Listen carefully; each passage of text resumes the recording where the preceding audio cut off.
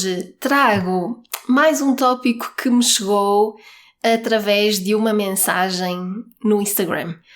Mais uma pessoa que me enviou a sua dúvida, a sua pergunta, e realmente este era um tópico assim bastante complexo para estar a responder por mensagem, mas mais uma vez dava um tópico excelente para um episódio do podcast e portanto eu decidi fazer um episódio a falar sobre isto.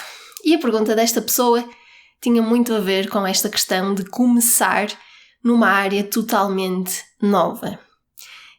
No fundo, fazer uma transição de carreira, mas não só uma transição de carreira no mundo empresarial, a trabalhar por conta de outrem, mas começar o próprio negócio numa área nova, numa área que não é a área da nossa profissão até esse momento, que não é a nossa área de formação académica.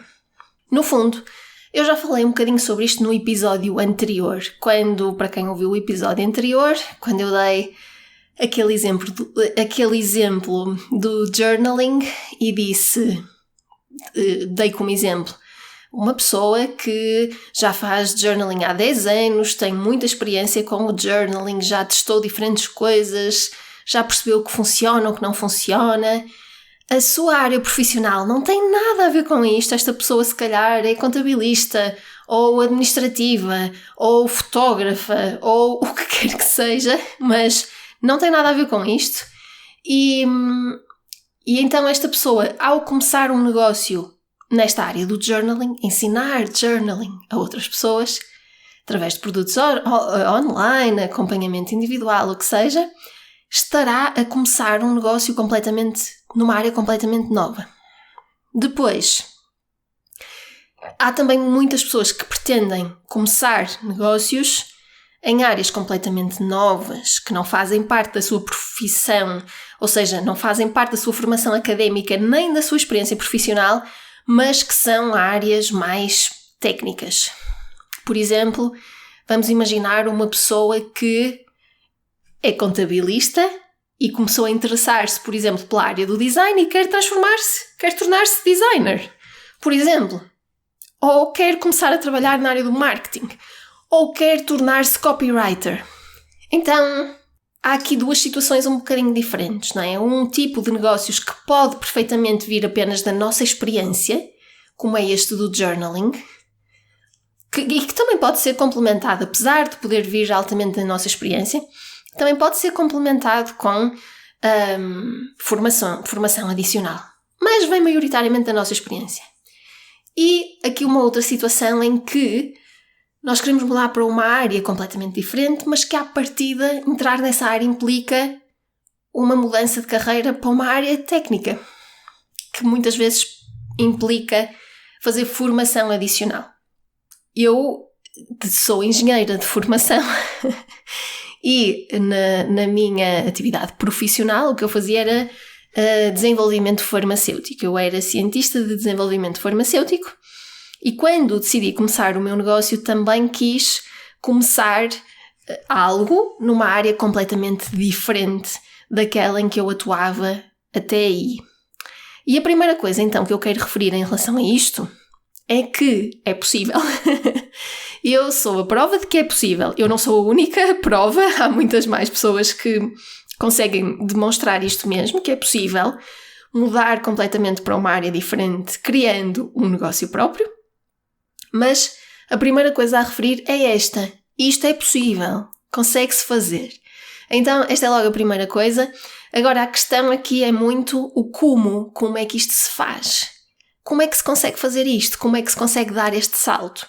E às vezes não tanto o salto de sair de um emprego por conta de outrem e começar um negócio próprio, que esse já por si pode ser desafiante, mas o salto de começar numa área que é totalmente nova para nós. Como é que isto se faz? Então, a primeira coisa que eu queria dizer sobre isto é que isto é possível, mas não se consegue de um momento para o outro. No fundo, há aqui 3 passos muito importantes que são importantes de executar quando estamos a fazer uma transição deste género.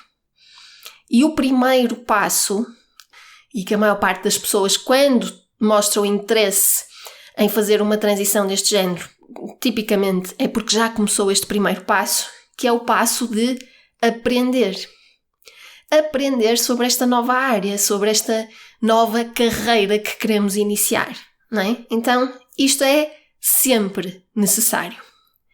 E quando nós começamos a desenvolver interesse numa determinada área, é natural que comecemos a aprender de forma automática, simplesmente porque estamos interessados naquela área, não é? E por estarmos interessados, é normal que vamos ler artigos sobre aquilo, ver vídeos sobre aquilo, ouvir podcasts sobre aquilo, até fazer um ou outro curso sobre o tema, e então automaticamente começamos a adquirir conhecimento. Então, esta é a primeira chave. É preciso aprender, e nem toda a aprendizagem tem de ser feita através de formação formal, ela pode também ser feita através de formação informal, e às vezes essa é mais valiosa. Depois, o segundo passo, e no fundo vocês vão observar que aqui estamos a replicar nestes dois passos, a replicar aquilo que é feito na formação formal e aquilo que é feito na formação académica. Então o segundo passo seria praticar, que é isso que nós fazemos, por exemplo, no final de um curso superior, em que temos um estágio ou em que temos uma tese, vamos depois praticar aquilo que andamos a aprender. Ou então, num primeiro emprego após sair da faculdade, estamos a começar a praticar e muitas vezes é aí que aprendemos na prática muita coisa que não chegamos a aprender na faculdade. Então aqui é a mesma coisa. Depois de aprender, vai ser preciso praticar. E praticar, muitas vezes, ainda antes de se ter um negócio. E isto, mais uma vez, demonstra como as coisas não acontecem de um dia para o outro, não é? E o praticar, o que é que nos vai dar?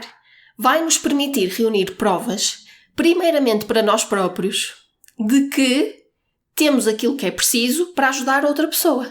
Temos o conhecimento que é preciso para ajudar outra pessoa, que muitas vezes é isso que falta a quem está nessa situação. Então, como é que se combate esta falta de confiança que temos ao início?